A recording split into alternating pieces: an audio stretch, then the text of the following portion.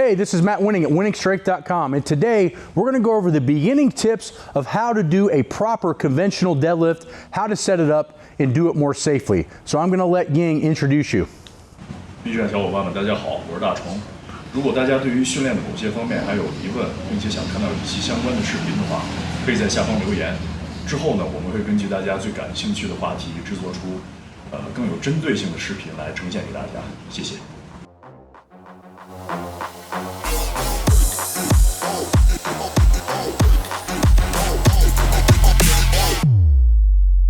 All right, so now what we're going to do is I'm going to teach you guys some big fundamentals to the conventional deadlift. Now, the first thing that most people make mistakes is you want to try to get as close to the bar as you possibly can.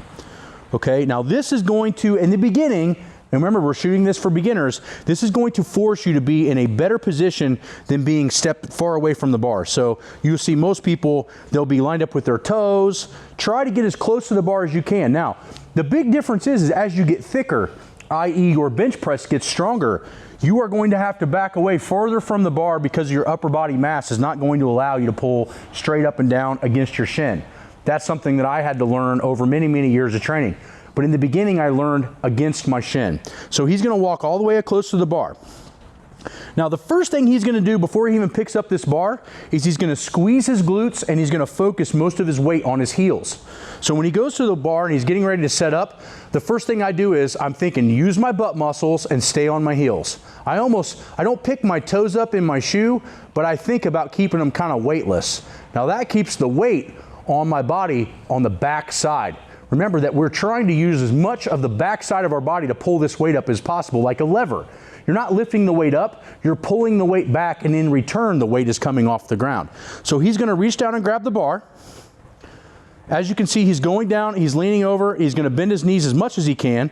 Now, he's gonna lock his back in a straight line, he's gonna find somewhere neutral to look, and then he's going to lift by pushing his hips forward instead of lifting the bar up. Good. You notice that his knees, his back, and his upper back are all working in one integral unit, not in pieces. So he's going to squat down to set it down. Notice the knee bend, notice the chest stay high, and he's going to lift again, pushing the hips forward. If you think about driving the hips forward versus lifting the weight up, you will have better form and you will do less damage to your body. Again, notice the weight is on his heels. Up, good. And down. It looks very simple, but in reality, the deadlift is one of the hardest lifts because it's starting from the ground. You have zero stretch reflex, unlike the bench where you get to lower it first, and the squat where you get to lower it first. The deadlift has to start from nothing right at the bottom. This means that technique is not only crucial, but a lot of small muscles play an integral part in how well you're going to be able to deadlift.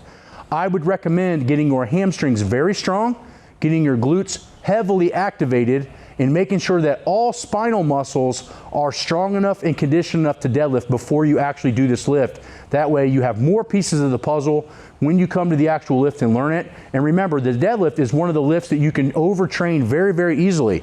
You can do too much volume too often. The deadlift, when I was my best, pulling well over 380 kilos, I was only deadlifting heavy every 3 weeks, because it beat me up so much.